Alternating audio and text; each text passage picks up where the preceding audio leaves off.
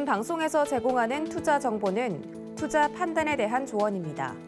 방송에서 제공하는 주식의 가치, 가격 상승 및 가격 하락에 대해서는 방송사에서 보장하지 않습니다.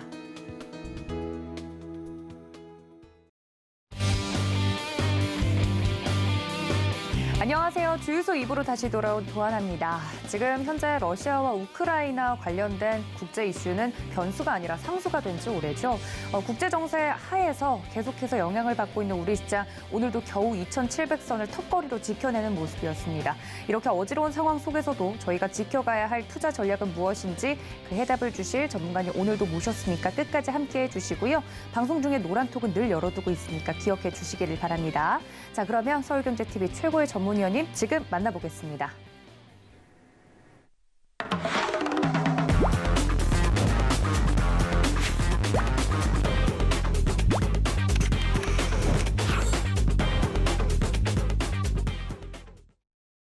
네, 서울경제TV 주식불패 박원재 전문가님 모십니다. 전문가님 어서 오세요. 안녕하세요. 네, 저희 전문가님과 함께 화요일 이 시간 늘 이제 강의 시간으로 알차게 좀 꾸려지고 있는데요. 노란톡은 늘 열어두고 있습니다. 저희 박원재 전문가님과 함께하고 싶으신 분들은 문자 샵 0082번으로 박원재 적어서 보내주시거나 하단에 나가고 있는 QR코드 통해서 입장이 가능하고요. 그리고 저희 전문가님께서 그냥 강의만 하고 끝나는 것이 절대 아닙니다. 내일 또 무료 공개 방송을 여실 예정이라고 해서 안내를 좀 드려야 될 것 같은데 내일 오전 8시 30분입니다. 일찍 일어나는 새가 또 많은 걸 얻을 수 있다고. 시간이 잘못 전달됐는데 10시야. 아, 그렇군요. 네. 제가 그래서 한 번 더 확인을 하려고. 네네. 8시 30분 너무 이르지 않나. 예, 그렇습니다. 10시 30분이라고 합니다, 여러분들. 10시 30분에 저희 전문가님께서 무료 공개 방송 통해서 오늘 강의와 연계된 시장에 대한 다양한 이야기들 전달해 드린다고 하니까요. 10시 30분 기억해 주시고 서울경제TV 더하기 유튜브 채널 기억해 주시면 좋겠습니다. 네, 박원재라고 지금 문자 샵 0082번으로 입력해서 전송을 해주시면 해당 링크는 저희가 전달해 드리도록 할 테니까 적극적으로 이용해 주시기를 바랍니다. 자, 지난주부터 제가 자꾸 시장에 대한 답을 얻으려고 하는 게 가장 큰 문제인 것 같습니다. 오늘도 좀 답을 해주십사 소개를 좀 드렸는데 이번 시장은 저희가 좀 어떻게 풀이를 해야 될지 제가 워낙 답답해서 좀 도움 말씀을 구하려고요. 한마디로 쓰나미가 와서 네. 쓰나미가 휩쓸고 있는 장이다.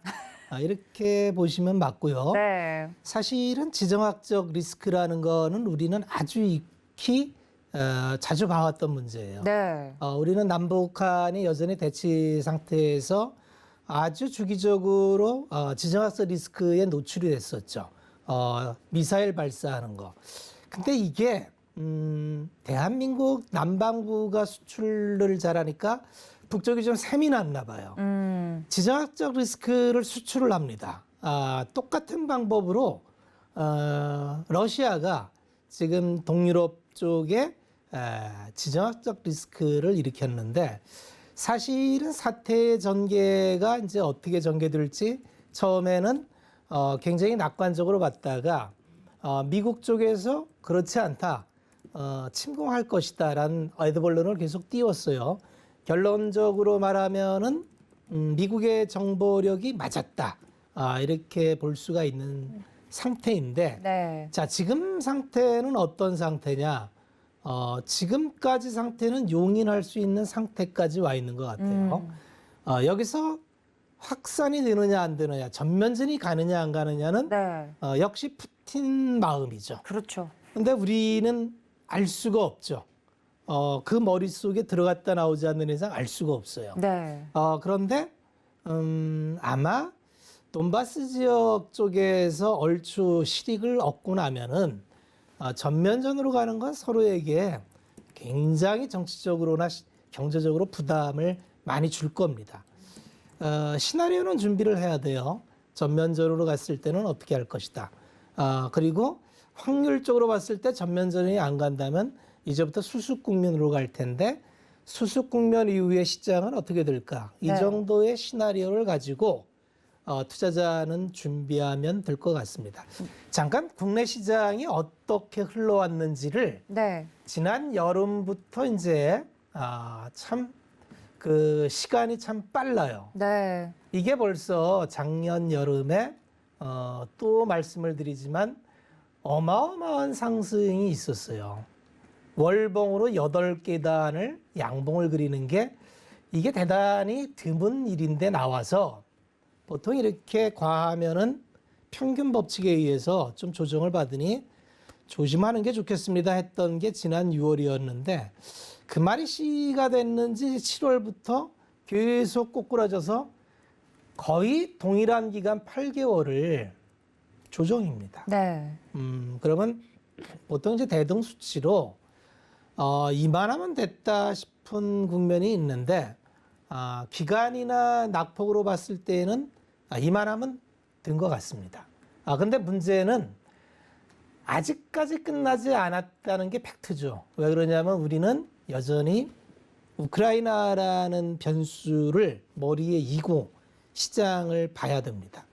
그런데 일봉을 이렇게 보면은 최근에 심리적으로 느끼는 것과 조금 체감이 다르죠. 왜 그러냐면 최근에 이 그림들을 보면은 이렇게 양봉이 많이 나와요. 그리고 심리적으로 보면 지난번 1월 달에 저점을 곧 깰 것 같은 그런 불안감을 엄청 심어주는데 국권이 버티고 있죠. 그리고 수급을 이렇게 봐도 수급적으로 봐도 외국인이 그렇게 큰 포지션으로 매도하는 게 안 나와요. 지금 외부의 상황을 보면은 굉장히 긴박하게 돌아가는데 차라리 우리 LG 에너지 솔루션 상장해서 그 이슈로 팔았을 때 1조 이렇게 팔더니 지금은 뭐야 세상이 곧 망할 것처럼 난리가 났는데 외국인들은 그냥 뭐 샀다 팔았다를 반복합니다. 그리고 뭐 코스닥은 어차피 수급이 잘 안 받쳐지죠. 거래소 중심으로 봐야 되고 선물 쪽으로도 그렇게 해치 물량이 없어요. 하방 쪽으로 크게 걸지를 않아요. 그렇다는 건 외국인들 입장에서도 여기서도 크게 뭐 빠지는 걸 대비하거나 이런 건 없는 것 같은데 특이한 거는 어제 오늘 풋옵션이 이렇게 100억 이상씩 이렇게 나오는 건 굉장히 드문 경우입니다. 이게 우리가 수급에서 바라볼 때 외국인이 이렇게 옵션 포지션에서 이렇게 100억, 그저께 100억, 오늘 물경 300억. 이거는 뭐냐면 해지 비용입니다. 해지 비용. 혹시 모르니까 야 이건 뭐 시장이 확률은 없는데 혹시 전면절이 일어났을 때 좀 피곤하니까 주식을 줄이기도 그렇고 선물로 매도하기도 그렇고 그럴 때 보통 이렇게 오일각 옵션으로 해지를 걸어 놓는데 그런 게 나타났다. 그러니까 외국인들도 오늘은 어제 오늘은 살짝 좀 경계를 한다. 이 정도로 보시면 될 것 같습니다. 자, 그러면 이제 우리는 이 시장에서 어차피 비중 조절을 계속 말씀드렸는데 비중 조절을 아무리 말씀드려봐야 대부분은 뭐 현금이 거의 다 주식에 들어가 있는 상태일 겁니다. 그럼 지금 우리는 무엇을 해야 되느냐가 현실적으로 중요한 얘기예요. 틀림없는 건 지금 시장은 과거에 유동성 힘입어서 올라오던 시장하고는 분명히 다르다는 걸 인지를 하셔야 돼요. 그러니까 우리가 동학개미 운동으로 일컬어지는 이 국면, 재작년 11월부터 쭉 거침없이 올라와서 1000포인트를 올렸던 이 국면은 아니라는 거죠. 이때는 건드리면 상한 거였잖아요. 그래서 뭐 이슈나 조금만 맞으면 그냥 훅훅 올라갔는데 이걸 바라보고 많은 분들이 들어오셨는데 안타깝게도 그 이후에 시장은 계속 하락세를 면치 못하고 있죠. 이제 그러면 어떤 현상이 나오느냐 하면 많이 지쳐합니다. 그래서 이제 어떤 마음이 들까요? 내가 이제 올라오면은 다 팔고 주식 시장이 이제 무서워요. 이제 손이 잘 안 나갑니다. 그런데 이제 갖고 있는 거는 뭐 원금까지는 한참 멀었어요. 지금 미국 우리뿐만 아니라 미국 시장도 이제 빅테크 기업 숫자가 잘 나오는 거 빼놓고 유동성에 힘입어서 이슈나 테마로 올라갔던 종목들은 미국 시장에서도 50% 이상 빠진 종목이 50%가 넘습니다. 그러니까 국내 시장에서도 마찬가지로 아마 50% 넘게 빠진 종목이 즐비할 거고요. 안타깝게도 이제 다음 달이면은 그 결산기가 들어갑니다. 그럼 매년 이벤트인데 1, 4분기를 마치고는 상장 실질 심사를 매년 해요. 그렇게 해서 재무 구조가 안 좋거나 요건이 안 되는 기업들은 상장 실질 심사를 거쳐서 퇴출이 됩니다. 매년 벌어지는 일입니다. 그래서 지금은 시장이 안 좋다 해서 가만히 있으면 안 되고 끊임없이 내가 가지고 있는 종목에 대해서 시나리오를 갖고 가셔야 돼요. 그래서 갖고 가도 되는 종목인지, 야 이거 모멘텀 따라서 들어갔는데 물렸어요. 그런데 탄력은 없어. 근데 갖고 있기 불안한 종목을 갖고 계시다면은 과감하게 이런 구간에서 교체 매매를 통해서 다음번에 시장에 돌아설 때 반드시 돌아갈 수밖에 없는 종목. 그런 쪽으로 자꾸 바꿔야 돼요.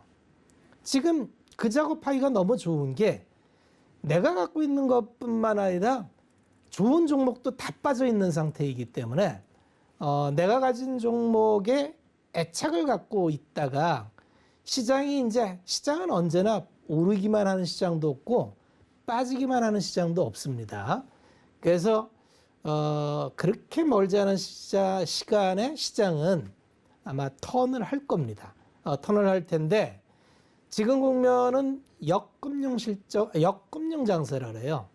유동성을 치고 올렸다가 실적 베이스로 갔다가 이제 유동성을 연준해서 회수하는 국면이기 때문에 이러한 국면은 역금융 장세라는데 역금융 장세는 하락장이 아닙니다. 이거를 좀 구별하셔야 되는데 역금융 장세라고 하는 거는 경기 확장 국면의 마지막 구간이에요. 그리고 이게 생각보다 길고 오래가는 특성이 있습니다. 그래서 지금 이 마지막 국면을 어떻게 보내는지에 따라서 올해 농사가 완전히 달라질 수 있다. 지금은 시장이 매일 쳐다봐도 탄력도 없고 시세의 연속도 없고 그래서 많이 지쳐 하시겠지만 그렇게 멀지 않은 시간에 달라질 시장을 우리는 준비를 해야 된다. 이런 말씀을 드리면서 도대체 우크라이나를 이제 정리를 해야 돼요. 그렇죠. 이 우크라이나는 뭔 이슈이며 아니 뭐 우리나라하고 저 멀리 떨어져 있어서 이제 우리 이렇게 저녁 시간에는 거기는 이제 활동하고 네. 반대의 생활을 하고 있는 나라에 우리가 왜 이렇게 신경을 써야 되느냐? 써야 될 이유가 있습니다. 먼저 이제 이 우크라이나가 왜 본질이 뭔지를 조금 파악을 할 필요가 있습니다. 뭐 많이 뉴스에서 이제 들으셨겠지만 원래는 과거에는 이제 소비에트 연방이었죠. 그래서 이 동유럽 국가들이 루마니아, 헝가리, 슬로바키아, 폴란드 이런 국가들이 예전에 벨라루스 저 위에 발트 3국 이 모두가 과거에는 이제 소련 연방 내에 포함되어 있었고 소련계의 국가들이었어요. 그런데 소련이 이제 미국과의 우주 경쟁과 이런저런 경쟁에 밀려서 해체가 되면서 러시아와 이제 각 공화국들로 분리가 됐죠. 그러면서 분리 독립을 했는데 문제는 이제 서방의 나토가 서서히 동진을 하면서 러시아 국경 쪽으로 계속 들어와요. 그러면 나토라는 거는 이제 군사 동맹이기 때문에 하나의 국가가 침범을 받으면 자동 개입하게 되어 있습니다. 그러다 보니까 넘어와 이쪽이 다 나토에 가입이 된 거예요. 그래서 야 이건 안 되고 우리도 러시아는 이제 외부로 확장을 하려면 동쪽은 동해나의 일본과 이쪽이 막혀서 이쪽도 확장이 좀 어렵고요. 아래쪽은 중국하고 막혀 있어서 그나마 뚫려 있는 게 아프가니스탄이었죠. 그래서 아프가니스탄에 들어갔다가 굉장히 고생을 하고 그 뒤를 이어서 미국이 주둔했다가 20년 만에 철군한 게 작년 7, 8월경이었죠. 여름경에. 그래서 그 강대국의 무덤이 됐던 아프가니스탄을 뒤로 하고 다시 이제 서쪽을 바라보니까 이 나토가 굉장히 그동안에 이제 러시아를 압박을 했는데 최근에 ESG라는 걸 유럽에서 기치를 내걸면서 이게 자기 발목을 잡을 줄은 아마 몰랐겠죠. 원래 ESG라는 거는 사실은 선진국이 제조업을 가져오기 위한 음모다 이런 얘기가 많았어요. 왜냐하면 이 선진국은 기본적으로 특히 유럽 국가는 풍력이 굉장히 천혜의 조건을 갖고 있습니다. 북위 60도에 펜벨트 바람대가 형성돼 있어서 네덜란드나 이런 국가는 바람의 나라죠. 영국도 풍력 발전으로 충당하는 게 많습니다. 근데 가만히 생각해 보니까 코로나로 산업이 왕창 무너졌는데 야, 이 경제 재건을 해야 되는데 유럽은 제조업이 딱히 없어요. 자동차 산업 빼놓고는 딱히 뭐 제조업이 없어서 야, 제조업을 어떻게 우리가 경쟁력 있게 갖고 올 수 있을 게 없을까? 그래서 나온 게 탄소 중립이라는 아주 기가 막힌 아이디어를 들고 나왔어요. 그래서 앞으로 탄소에 대해서 페널티를 물리자. 그러면 이를테면은 산업을 하려면 모든 기반이 전기가 들어가는데 이 전기를 이머징 국가는 대체적으로 석탄 발전을 통해서 기저 발전을 하기 때문에 석탄 발전 비율이 높아요. 그러면 같은 철강을 생산한다 해도 석탄 발전에서 나오는 전기를 끌어쓴 철강과 풍력 발전에서 또는 수력 발전에서 나온 전기를 사용하는 철강은 급이 다르다 이렇게 분류를 하는 거죠. 그래서 야, 우리는 탄소가 제로야. 너희는 탄소를 100을 썼지. 이거 페널티 부과할 거다. 언제부터? 23년부터. 이런 식으로 이제 탄소에 대한 압박을 해나갔는데 문제는 인류는 아직까지 탄소 기반의 경제에서 벗어날 준비가 안 돼 있다는 거에 있었고 유럽은 특히나 에너지 의존도가 굉장히 취약합니다. 그런데 이게 잠잠하던 유가가 갑자기 꿈틀대기 시작하면서 $100대의 유가에 돌파하는 겁니다. 그러니까 유럽은 지금 러시아로부터 파이프를 통해서 천연가스를 공급받고 있는데 대체적으로 우크라이나를 통해서 가는 게 있고 밑에 터키를 통해서 가는 게 있고 저 위에 북유럽을 통해서 가는 게 있고 파이프가 굉장히 여러 개가 있습니다. 노스트림이라는 거 들어보셨을 거예요. 이런 파이프를 통해서 유럽에 에너지를 공급하는데 겨울철에 난방용 수요가 러시아에서 가스가 공급이 안 되면 유럽은 굉장히 곤란을 겪는데 올겨울이 그랬죠. 그래서 전기세가 천정부지로 올라가고 난방비가 천정부지로 올라가고 이 기회를 살려서 러시아가 가만히 보니까 이거 그동안 내가 좀 많이 당했는데 실질 회복을 좀 해볼까 하고 둘러둘러 보는 거예요. 그래서 벨라루스야 이미 러시아 영이고 그 이전에 2014년도에 원래 우크라이나 남쪽에 보면 크림반도라는 게 있습니다. 이게 원래 우크라이나 영토예요. 그런데 러시아 입장에서는 이 우크라이나마저 나토에 가입돼서 이 해안가에 방사포를 이렇게 포대를 형성을 하면은 이 러시아는 그 핵함을 운영을 하는데 이 핵함은 겨울철에 부동항이 반드시 필요합니다. 얼지 않는 항구. 그런데 저 북유럽 위쪽에 가면은 겨울에 살얼음이 얼어요. 그래서 이 핵함을 이 남쪽으로 이동을 해야 되는데 이게 지금 자꾸 우크라이나에서 우리 나토 가입하겠다고 하니까 러시아는 불편할 수밖에 없는 거예요. 야, 이거 더 시끄러우기 전에 크림반도를 이게 또 애매한 게 이 우크라이나를 이렇게 쭉 나눠보면은 동쪽과 서쪽을 나눠보면은 예전에 원래 러시아와 같은 연방을 잇던 국가다 보니까 이 동쪽은 친러 성향의 주민들이 많습니다. 크림반도도 합병할 때 주민 투표를 했는데 95%가 우리는 러시아랑 합병하겠다 동의를 했어요. 그래서 합병을 했죠.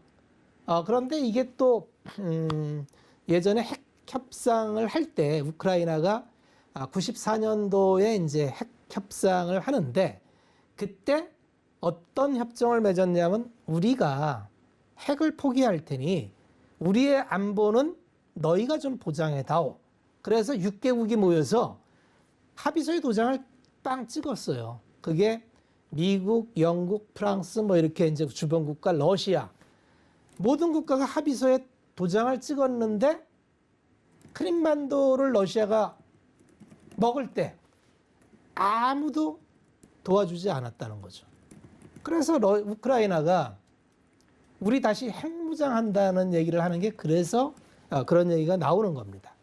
어쨌든지 지금 이 돈바스 지역이라고 하는 거는 크림반도와 마찬가지로 이미 루간스크라는 지역과 도네츠크가 이미 자치구를 선언해서 독립선언을 하고 있는 상태고 내전 상태예요. 그러니까 엊그제 뭐 포탄이 날아왔네 어째네 하는 거는 이미 내전 상태에서 하고 있는 거고 러시아군이 들어간 건 아니죠. 러시아군이 들어간 건 아니고 러시아는 뒤에서 뒷배를 봐주는 거죠. 이 지역에 무기를 대주고 뭐 이런 식으로.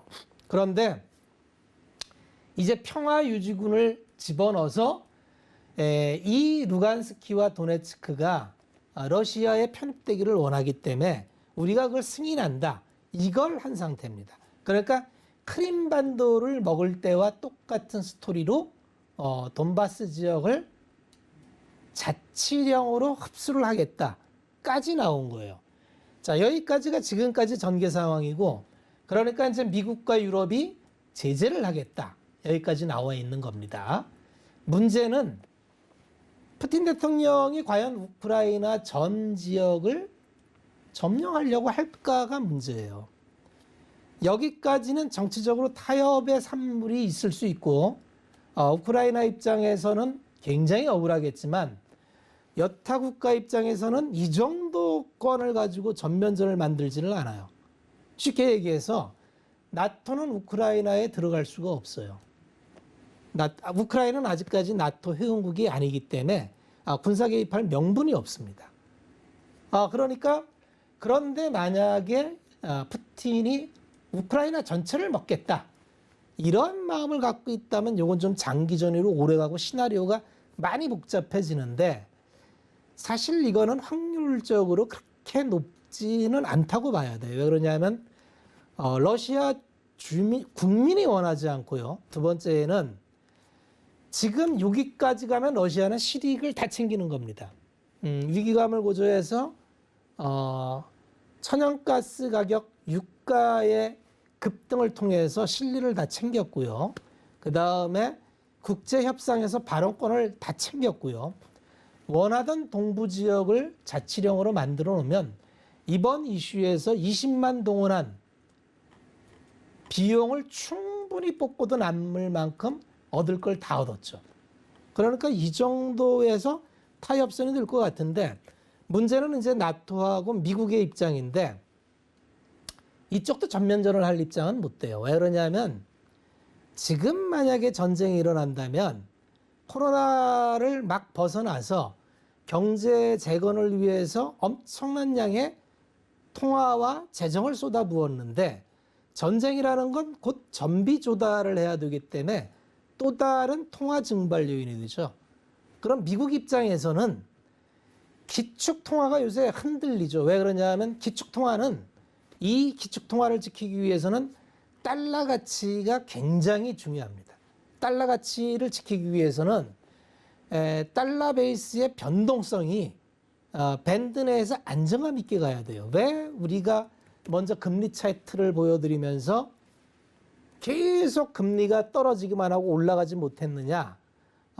그 얘기는 결론적으로 그동안 달러를 계속 찍어내면서 총량으로 금리를 낮추면서 베리에이션을 낮췄기 때문에 그래요. 근데 여기서 전쟁이 일어나서 통화 증발이 되고 그러면 달러 가치를 지킬 수가 없고 그러면 기축 통화를 유지하기 위한 변동성 안정성과 지금은 대안화폐라는 게 지금 굉장히 시끄럽죠. 달러를 조금 안정화시키기 위해서 키워준 가상자산이라는 게 생겼어요. 이게 지금 만만치 않게 커 있죠. 두 번째는 위안화와 이쪽의 비중이 비중은 얼마 안 되지만 위안화의 비중이 한 4%대까지 올라가 있죠. 그러니까 예전처럼 미국이 일방적으로 어떤 목표를 정해서 이 청산하기가 쉽지가 않아요. 그렇게 본다는 거는 지금 이 국면에서 타협할 확률이 굉장히 많다고 봐야 되는 거죠. 이게 합리적일 겁니다. 그러면 앞으로 어떻게 될 거냐. 뭐 전면전 얘기는 그때 다시 한번 시나리오를 설정해 보기로 하고 만약에 이렇게 마무리가 된다면 어떻게 될 거냐. 우리가 우크라이나를 가지고 이렇게 시끄러운 건 딱 하나예요. 자원의 편제성입니다. 우크라이나와 러시아는 굉장히 중요한 자원을 세계적으로 수출하는 비중이 커요. 러시아와 우크라이나 수출량이 전 세계 수출량에서 차지하는 비중을 보면 팔라듐이라는 게 있는데 이게 26%예요. 밀과 보리가 24%, 25%입니다. 오늘 뭐 비료주가 올라가고 곡물가 얘기 나오는 게 다 이런 이유죠. 천연가스가 21%. 출발은 결국 미국과 러시아의 천연가스 시장 쟁탈전이었어요. 러시아가 에너지를 통해서 유럽을 복속시키려고 하는 걸 미국 입장에서 보기 뭐하니까 야 너희들 그 러시아에 의존하지 말고 우리가 천연가스 줄게. 뭘로? LNG선으로. 자 이게 다 맞닿아 있죠. 우리가 LNG선이 앞으로도 계속 수주가 나올 확률이 높다고 보는 게 전체적으로 LNG 물동량이 늘어날 확률이 많다는 거죠. 결국은 천연가스 쟁탈전을 시장 싸움으로 이해한다면 그런 거고요. 옥수수도 13%예요. 자, 그러면 당장 나오는 게 요새 나오는 이슈와 다 맞물리죠. 비료, 곡물 이런 거. 그럼 요새 음식료주가 굉장히 좋았는데 가격 전가가 편안하게 됐던 건 라면과 주류 외에는 나머지는 좀 만만치가 않겠죠. 뭐 장류나 뭐 빵류나 이런 것들이 가격 전가가 그렇게 바로바로 될까요? 그래서 앞으로 이게 지금 가격이 많이 움직이고 있습니다. 그래서 앞으로 투자자는 이런 걸 면밀히 봐야 돼요. 또 비철금속이 요새 난리죠. 알루미늄, 니켈, 철강 뭐 이런 쪽이 전부 공급 부족에 시달리는 공급망이 정상적으로 작동이 안 되는 이런 것이 결국은 이번 우크라이나의 사태의 본질이다. 이렇게 보시면 됩니다. 우리가 왜 우크라이나에 관심을 가져야 된다고요? 예, 원자재 쇼트. 그리고 우리는 최근에 무역 수지가 수출 증가율은 계속 꾸준히 올라가는데 무역 수지가 2달 연속 적자에 이번 달도 적자가 확실시 되고 있어요. 왜 적자 나느냐 봤더니 전부 원자재 수입이에요. 에너지. 그래서 이게 우리 경제하고 아주 밀접한 관련이 있고 이거는 그대로 올 한 해 기업 실적의 압박 요인이 될 겁니다. 그래서 올 한 해 지배하는 모든 그 컨셉의 개념은 가격 전가예요. 가격 전가가 안 되는 산업은 이번에 4분기 때도 어닝 발표를 하는데 어닝 서프라이즈 나온 비율보다 어닝 쇼크 나온 비율이 굉장히 높아졌죠. 추정치보다 많이 낮아졌다는 얘기죠. 그래서 올해 OECD 국가의 평균 성장률을 4.4%를 잡았는데 이게 유지가 되려면 상반기 지나서 하반기에는 이 원자재 가격이 안정을 찾아야 되고 그 첫 출발은 유가가 평균 유가로 100불이 타치되면은 세계 경제 성장에 한 0.6% 압박을 줍니다. 평균 유가 100불이 되려면은 유가가 지금 95불 찍었다가 91불 왔다가 93불대 와 있는데 이게 110불, 120불까지 찍은다고 봐야 돼요. 그러면 굉장히 주식시장도 타격을 받을 거고, 그래서 지금 살펴봐야 될 데이터가 굉장히 많다는 거죠. 그런데 아직까지 그렇게까지 보지는 않고 있다는 게 컨센입니다. 자, 그리고 이제 전쟁이라는 거는 굉장히 심리적으로 압박은 많이 주는데, 과거에 이제 전쟁과의 이펙트를 보면은 대체적으로 침공했다. 그럼 얼마 안 있어서 시장은 돌아섰습니다. 베트남전 때가 그랬고요. 이때가 이제 인베이션 구간이 색깔칠하는 요 구간인데 침범할 때 떨어졌다가 바로 돌아서요. 걸프전 때도 똑같은 패턴. 아프간 사태 때도 똑같은 패턴. 그죠? 신기하게 전쟁 이벤트는 침공했다. 그러면 대체적으로 불확실성 해소로 봅니다. 그러니까 이게 맞다면 이번 우크라이나도 이제 뭐 실질적으로 평화군을 집어넣어서 인베이션이 된 거예요. 전면전으로만 가지 않으면 이게 타협 수순으로 가는 거고. 그러면 우리가 오늘 뭐 들어올 때 보니까 여전히 나스닥 선물 시장이 많이 약하던데, 나스닥 선물 기준으로 13,000이 깨지지 않고 전저점을 지켜준다면 대체적으로 이제부터는 좀 수습 국면으로 가지 않겠나, 이렇게 바라보면서 지켜보면 되는데, 이게 3월 초까지는 계속 이 이슈가 압박을 줄 겁니다. 왜 그러냐면 해결이 될지 전면전으로 갈지는 여전히 모르기 때문에 우리는 짐작하고 뭘 행동하기보다는 확인을 하고 가는 게 좋습니다. 왜 그러냐면 이게 테일 리스크인데 확률은 작지만 벌어지면은 좀 크게 다치는 거. 이게 테일 리스크인데 이런 테일 리스크는 확인하고 가는 게 정석이다. 이렇게 말씀을 드립니다. 자, 이제 각자의 입장을 좀 봐야 돼요. 네. 이제 이 우크라이나를 바라보는 각자의 입장. 자, 미국의 입장부터 살펴보면 마찬가지로 미국이 이렇게 긴장감을 심어주는 건 미국 입장에서도 나쁘지가 않아요. 왜 나쁘지 않냐면 미국 바이든 대통령이 취임 이후 1년 지지율이 네. 지금까지 압도적 꼴찌가 트럼프 대통령이었어요. 네. 근데 바이든 대통령이 만만치 않은 거예요. 그걸 깼어요. 그래서 이 바이든 대통령 취임하고 하고자 한 게 된 게 하나도 없어요. 예를 들면 뭐 의회에 의사당에 뭐 들어와서 취임 전부터 그러더니 뭐 활기차게 뭘 하겠다 그랬는데 뭐 복지 예산 타결 안 되죠. 네. 인프라 뭐 한 거 아무것도 안 되죠. 삐그덕대고 있죠. 네. 작년 여름에 아프가니스탄에서 철군하면서 준비 안 된 철군으로 해서 굉장히 혼란이 많았죠. 그래서 리더십에 엄청난 타격을 받았어요. 국내 지지율에 영향이 크군요. 예, 그래서 이번에 이 우크라이나를 통해서 내가 푸틴과 맞상대해서 해결할 수 있다는 이미지를 심어줬죠. 그리고 지금 미국은 기자단이 대통령 연설이 끝나거나 가면 굉장히 집중적으로 취재진이 질문을 많이 하죠. 그러면 예전에는 아주 곤혹스러운 질문이 많았어요. 복지 예산은 왜 통과가 안 된 거냐. 맨스키 의원은 언제 통과를 해서 타협을 볼 거냐. 야, 어떻게 민주당 자체 내에서도 합의를 못 보냐. 굉장히 그 곤혹스러운 질문을 받았는데 요새는 딱 나가면 오로지 질문이 우크라이나밖에 없어요. 그렇죠. 그러니까 이 우크라이나는 굉장히 강성 발언을 통해서 입지를 세워놨죠. 그리고 뭐 침공한다 하면서 사전적으로 계속 긴장감을 심어줬고 실질적으로 침공을 했고 그러니까 정보력이 입증이 됐죠. 바이든 입장에서는 나쁠 게 없어요. 다만 여기서 멈춰야 되죠.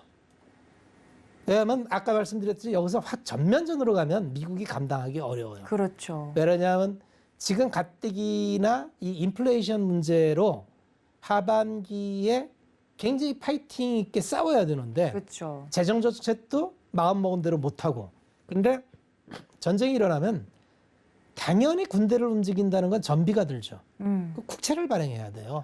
또 돈을 찍어야 됩니다. 경제 상황도 잡을 수 없고. 기축 통화가 흔들릴 수 있어요. 그래서 미국 입장에선 여기까지 얻을 거 다 얻었다고 생각이 돼요. 그러니까 물밑에서 서로 저울질을 하는 거예요. 기분만 내기를 바라는 거죠. 네. 푸틴 입장에서도 얻을 거 다 얻었어요. 바이든 입장에서도 떨어졌던 지지율 올라왔어요. 이제 하반기에 11월 달에 미국에 중간 선거가 있어요. 그러면 물가만 잡으면 돼요, 이제. 네. 물가만 잡으면 중간 선거 해볼 만합니다. 그래서 지금까지는 푸틴도 만족, 바이든도 만족, 러시아도 만족, 얻을 거 다 얻었어요. 프랑스도 선거가 있어요. 그래서 뭐 발벗고 막 뛰어서 뭐 내가 얘기해서 둘이 이제 뭐 곧 회담하기로 했다 그랬는데 하루 만에 깨졌죠. 그러니까 프랑스 대통령은 지금 살짝 입지가 구겨졌죠. 중요한 거는 이겁니다. 산업. 이게 이제 편제성 때문에 너무 의존도가 크다 보니까 결론적으로는 이제 경제인데 앞으로 이게 전면전을 가든지 국지전을 가든지 지금 뭐 돈바스 지역이 러시아로 가면은 제재가 가기 때문에 필연적으로 이러한 부분에 제재가 갈지 안 갈지 좀 봐야 돼요. 근데 천연가스 제재를 한다는 건 이게 유가하고 맞물려 있어서 쉽지가 않아요. 그러니까 미국 입장에서도 사실 제재할 수단이 금융 제재 외에는 사실은 마땅치가 않아요. 그래서 이 제재하는 강도를 보면 수습 국면을 우리가 알 수가 있다. 그러니까 사실 시장에서 생각하는 것만큼 그렇게 최악의 국면으로 갈 확률은 많지는 않다. 그렇게 봅니다. 다만 아직까지는 과정 중에 있기 때문에 시나리오만 갖고 우리가 좀 지켜보면 되겠다. 이렇게 말씀을 드리겠습니다. 자, 그러면 이제 우리는 언제나 시장을 바라볼 때 네. 이슈나 사건을 볼 때 확실성을 갖고 보자 그랬잖아요. 그렇죠. 최근에 오늘 빼놓고 일주일 시장을 보면은 가장 두각을 나타냈던 섹터가 딱 하나 있는데 그게 리오프닝 섹터예요. 네. 리오프닝 섹터는 작년에도 두 번의 이슈가 있었어요. 그래서 불뚝불뚝 올라왔다가 바로 그냥 죽어버리는. 네. 그래서 이게 세 번째인데 주식은 3세판이 되게 중요합니다. 그래요? 근데 대체적으로 이제 한 번, 두 번 뒤면 세 번째 손이 잘 안 나가요. 근데 이번에는 좀 잘 보셔야 될 것 같아요. 그래요? 왜냐하면 이게 이제 거의 코로나는 이제 종식 국면으로 간다고 보는 거죠. 엔데믹으로. 왜냐하면 치명률이 0.13. 그러니까 감기 수준으로 이제 떨어져 있는 거예요. 우리가 감기를 숫자 파악하지는 않잖아요. 그렇죠. 올겨울에는 독감 환자가 몇 명 늘었습니다. 이런 얘기 안 하잖아요. 네. 그죠? 그렇다면 우리가 이제 정서적으로 아직까지 코로나라는 인식 때문에 또 이게 위중증으로 갈까봐 그렇게 좀 우려하는 바는 있는데 숫자 전체적으로 보면 우리가 이미 10만이 넘었어요. 확진자가 매일. 네. 그리고 동선 파악도 이제 안 해요. 그렇죠. 이게 무슨 의미가 있냐는 거죠. 그럼 실질적으로 우리만 그런 게 아니라 미국이나 서유럽은 이미 빗장 다 풀고 있죠. 그러면 이번에 나오는 리오프닝은 진짜 여행 가지 않을까요? 왜 그러냐면 먼저는 작년 8월 달을 보여드릴게요. 작년 보시면 리오프닝을 했던 때가 이걸 보시면 그냥 명확합니다. 작년에 여행 간다 해서 하나 투어 작년 6월 달일 거예요. 6월 달 이렇게 뻘떡 일어났었어요. 뻘떡. 야 여행 간다. 그래갖고 이때 아주 재밌는 거 많았어요. 뭐 백신 맞고 여행 가자. 그래가지고 이게 백신 1차 맞을 때예요. 그래서 이때 어떤 얘기까지 나왔었냐면 지금 보면 정말 이런 얘기 나올 만큼 이때 마스크 벗는다 그랬어요. 맞아요. 백신 맞으면 마스크 필요 없다. 그래서 야외에서는 마스크 벗게 하자. 이런 얘기까지 나왔어요. 그러다가 갑자기 확산 속도가 확 퍼지면서 야야야야 아직 아니래. 그 쭉 빠졌어요.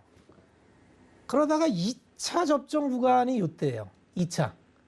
야, 백신 2번째 맞으면 이건 틀림없다. 이제 진짜 여행 간다. 야, 진짜 여행 간다. 그래갖고 패키지 상품 팔고 맞아요. 유럽도 보냈어요. 1차. 그러다가 오미크론이 나왔죠. 그렇죠. 변이 바이러스가. 야야, 또 아니야. 야야, 다시 들어와. 6만 5천 원을 뗐었네요. 네. 네. 2번 속았어요. 그런데 이번에도 그럴까요? 이번에도 뭔가 또 변이가 나타나서 야야, 또 아니야랄 확률과 네. 야, 이제는 이제 뭐 다 항체도 형성이 돼 있고 백신도 다 맞았고 이제는 정말 엔데믹으로 간다면 이번에야말로 한번 기대해도 되지 않을까. 그러면 최소한 직전 고점, 기대감으로 갔던 직전 고점. 이번에는 다들 그동안 너무너무 오랜 시간 동안 고생하고 재무만 가지고 뭐 버티다가 이제 이만큼 종잣돈 다들 남았는데 그래도 돌아가면은 기업이라는 건 숨만 쉬면은 턴하면서 턴어라운드가 되죠. 주가가 가장 드라마틱하게 돌아서는 경우를 턴어라운드 합니다. 죽을 줄 알았던 기업이 살아나는 거죠. 그러면 최근에 리오프닝이라고 생각해서 출발했던 것 중에 가장 세게 먼저 출발했던 게 의류예요. 영업무역 같은 경우. 그러면 일단 뭐 밖에 잘 안 다니다가 나가니까 OEM 동남아에 공장을 잘 세워져 있던 영업무역 같은 경우는 뭐 실질적으로 장하고 관계없이 큰 충격 없이 이 구간을 잘 버티다가 최근에 원재료 면사 가격이 오르면서 여기도 원자재 쇼트를 좀 받은 거죠. 이렇게 지금 돼 있는 상태이고 그 다음에 올라간 것들이 이제 차례차례로 다 나옵니다. 역시 리오프닝이라 하면 누가 뭐래도 여행 하나 투어 2번에 걸쳐서 그랬고 그 다음에 항공주가 대한항공과 아시아나항공은 화물기로 버텼는데 LCC 라인은 거의 뭐 지금 죽음이죠. 유상증자도 몇 번 했고 그런데 이번에 살아나더라도 잠깐 이건 꼭 보셔야 돼요. 재무적으로 굉장히 망가져 있어요. 그러니까 재무적으로 좀 괜찮은 쪽에 굉장히 선별적으로 들어가야 돼요. 그러면 뭐 여행사를 대표로 보면은 뭐 4대 여행사가 하나투어, 모두투어, 참 좋은 여행, 제로투세븐인데 이런 거 보실 때 그냥 어려워하지 마시고 한 유보율 같은 거를 좀 보시면 좋아요. 그래서 뭐 이 노랑풍선이나 참 좋은 여행 같은 경우를 보면은 이렇게 쭉 내려보세요. 그러면 이 유보율 같은 게 나오거든요. 이렇게 쭉 적자 나면 어쩔 수 없어요. 일을 못하니까 매출이 없으니까. 그런데 자본금 적절하게 자본 총계가 이렇게 남아 있잖아요. 유보율 1300%, 부채 아예 없어. 이런 기업들 중심으로 선택을 하시는 거는 해볼만 하다는 거죠. 근데 여행사 중에 아예 자본 잠식 들어가 있는 여행사가 꽤 있고 LCC 항공사도 그렇게 돼 있고 그래서 섹터나 이슈를 쫓아가더라도 우리는 좀 편안한 종목을 선별하려고 하는 그런 노력을 반드시 해야 된다. 그 다음에 이제 그 호텔 숙박, 카지노 이쪽인데 이쪽이 또 최근에 이렇게 올라와요. 롯데관광, 강원랜드, 파라다이스, 다좋죠, GKL. 그렇죠?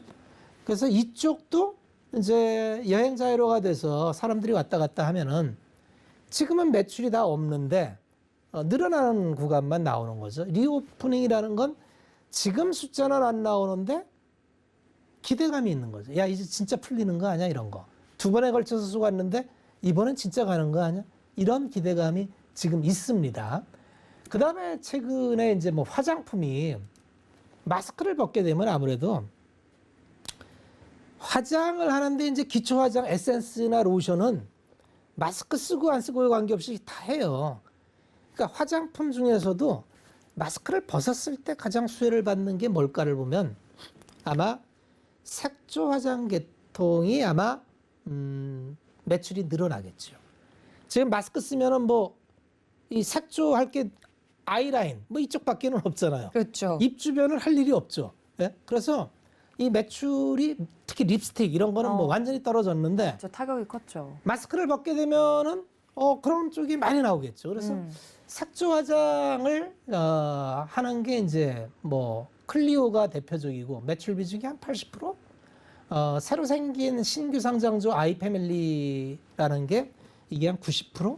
그다음에 CNC 인터가 주로 색조 화장을 위주로 하는 화장품 섹터니까 이 정도와 두 번째는 이제 OEM 업체들이 좋아요. OEM 왜 그러냐면 화장품 전체가 살아나면 이제 내가 자체적으로 뭐 디자인하고 기획하고 만들고 이게 힘드니까 이걸 만들어내면은 이왕에 공장을 갖고 있는 쪽에 의뢰를 확률이 많겠죠. 그러면 코스메스나 한국콜마 이런 기업들이 수혜를 받겠다 이렇게 보면 되고 이제 마지막으로는 이제 용기 그쪽으로는 펌텍코리아와 연호 뭐 이 정도를 보시면 되지 않을까. 근데 아마 화장품이 가장 핫하게 올라갔을 때가 아모레나 이런 게 갔을 때가 2013년, 14년, 15년인데 이때 갔던 이유가 이제 중국 시장이었어요. 중국 시장. 그런데 지금은 중국이 로컬 브랜드가 워낙 강하게 치고 올라와서 이번에 LG 생활건강이 깨졌던 게 이제 면세점에서 보따리상에 이제 리베이트를 많이 주다 보니까 실적이 확 깨졌어요. 그래서 이러한 구간을 꿈꾸면 안 됩니다. 화장품은 그냥 이슈로 생각하시는 게 좋을 것 같아요. 그래서 과거의 영광을 찾기에는 시장이 좀 많이 달라졌다. 특히 면세점도 좀 그런 측면이 있습니다. 그래서 리오프닝도 보되 좀 구별을 할 게 예전보다는 좀 세심하게 봐야 될 게 많아졌다. 이렇게 보시면 되고요. 리오프닝의 대장은 누가 뭐라 해도 엔터예요. 그렇죠. 공연 없이도 굉장히 숫자들이 잘 나왔어요, 엔터사가. 그래서 실질적으로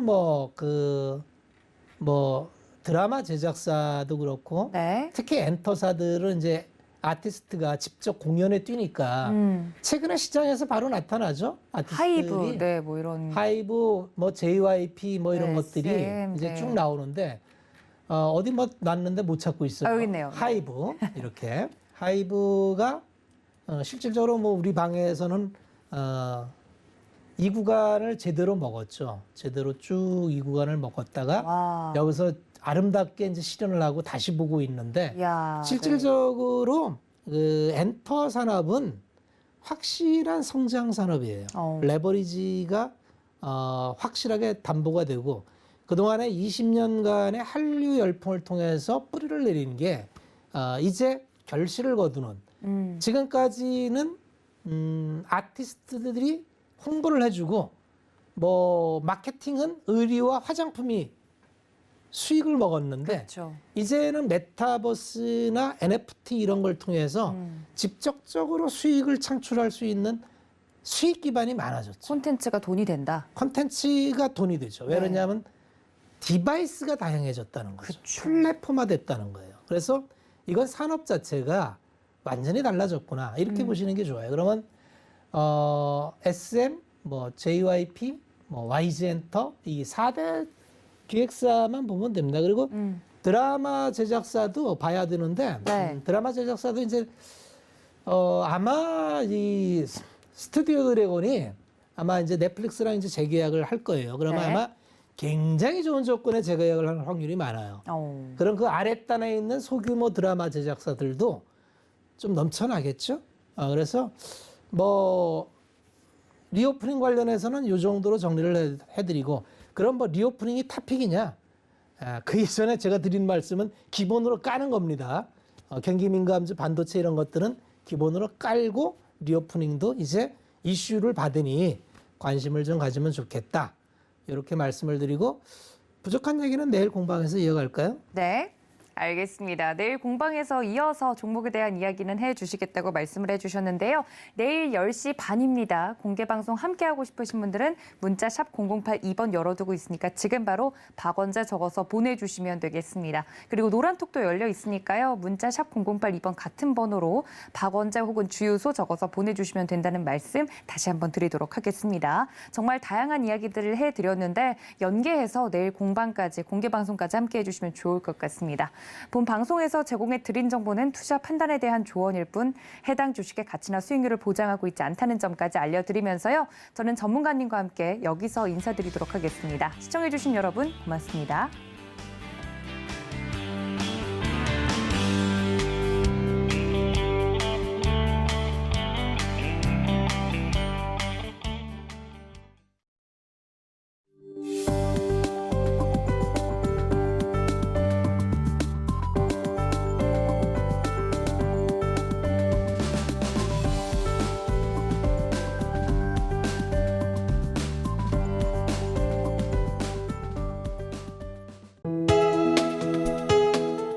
본 방송에서 제공하는 투자 정보는 투자 판단에 대한 조언입니다.